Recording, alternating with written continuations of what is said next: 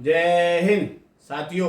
मैं महजाद इस्लाम खान और आपके लिए जो आज न्यूज़ लेके आया हूँ, हालांकि नई न्यूज़ नहीं है, पुरानी है। क्योंकि ईवीएम जो है दोबारा से ये जिन बोतल से बाहर इसलिए आ रहा है क्योंकि दोबारा से इलेक्शन आ रहा है। 5 राज्यों के अंदर दोबारा से चुनाव आ रहा है जिसमें कि ईवीएम का ही इस्तेमाल होने वाला है। अभी तो ऐसा सुनने में आया है सरकार ने ईवीएम के साथ में ईवीएम की एक बड़ी बहन और ला लिया है जिसको आरवीएम कहा गया है। इसके अंदर अभी बहुत से लोगों को मालूम नहीं है, या मैं समझता हूँ अक्सर लोगों को मालूम नहीं है ये आरवीएम क्या है।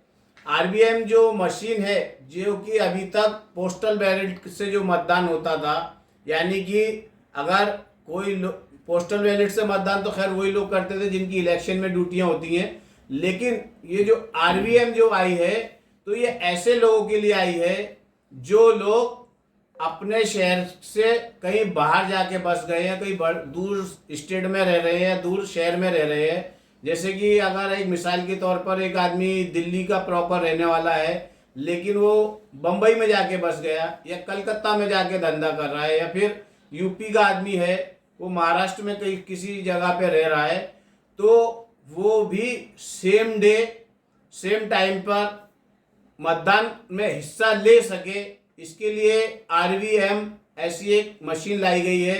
क्योंकि जो इलेक्शन कमीशन को चिंता थी वो इस बात की चिंता थी कि दिन पे दिन जो वोटिंग परसेंटेज है वो कम होता जा रहा है और लोगों की मतदान में रुचि कम होती जा रही है।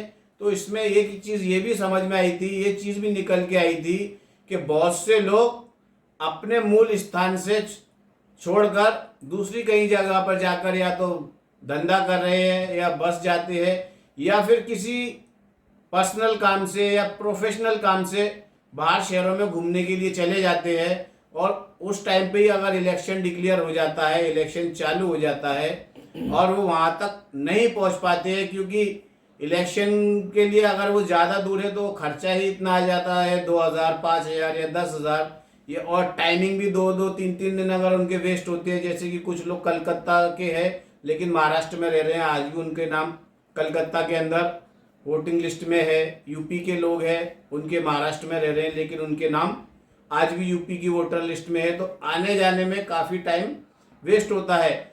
इस मशीन के थ्रू आप जहाँ भी रहते हैं वो जगह पर आप मतदान कर सकते हैं। अब पहले से ही ईवीएम पे लगातार हम देख रहे हैं अक्सर विपक्षी पार्टियां जितनी हैं ईवीएम पे ऑलरेडी पहले से ही ऑब्जेक्शन लेते आ रही हैं। अब ये आरवीएम आ गई, आरवीएम पर भी 16 राजनीतिक दलों ने ऑब्जेक्शन लिया है, क्योंकि लोगों को ऐसा लगता है कि इलेक्ट्रॉनिक वोटिंग मशीन और इसी तरह से आरवीएम जो मशीन है ये भी वोटिंग मशीन ही है। अगर इन्हीं चीज़ों से मतदान होगा तो मतदान में जो निष्पक्षता है, जो पारदर्शिता है, जिसके पर की डेमोक्रेसी टिकी हुई है, उस पर विश्वास करना लोगों को बहुत मुश्किल हो जाएगा। इसलिए 16 राजनीतिक दलों ने इसका विरोध किया है, जिसमें कि सारे ही बड़े बड़े राजनीतिक दल हैं, जिसमें टीएमसी है, आम आदमी पार्टी है, कांग्रेस भी है और भी जो समाजवादी पार्टी है या फिर ये तेलंगाना की पार्टी है। इस तरह से सारे कुल मिला के 16 या 17 पार्टियों ने उसका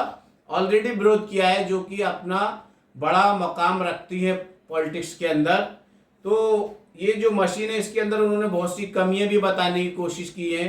जैसे कि उसमें ये कहा गया है कि एक ही जगह पर अगर कोई ये जो नई मशीन आएंगी तो इसके लिए आप अलग से क्या व्यवस्था करेंगे, लोगों को किस तरह से समझाएंगे, या फिर जो वहाँ पे मतदान अधिकारी उस जगह पे मौजूद होगा वो मतदान अधिकारी लोगों को कब समझाएंगा और कब लोग इसका प्रयोग समझ पाएंगे। जो कि हमारे देश के अंदर अक्सर जो पॉपुलेशन है अनएजुकेटेड है, आज भी हमारे देश की साक्षरता बहुत कम है। आज भी बहुत से लोगों को ठीक से मोबाइल चलाना नहीं आता, ठीक से कंप्यूटर चलाना नहीं आता, और भी छोटी मोटी जो चीज़ें हैं आज भी हमारे देश के अंदर ऐसे लोग हैं जो नहीं चला पाते। तो उनको ये मशीन चलाना किस तरह से पॉसिबल होगा और किस तरह से लोग इसमें हिस्सा लेंगे, हालांकि मैं भी इस मशीन को, दोनों मशीनों का विरोध करूंगा, क्योंकि ये दोनों ही मशीनें हैं पूरी तरह से लोकतंत्र के लिए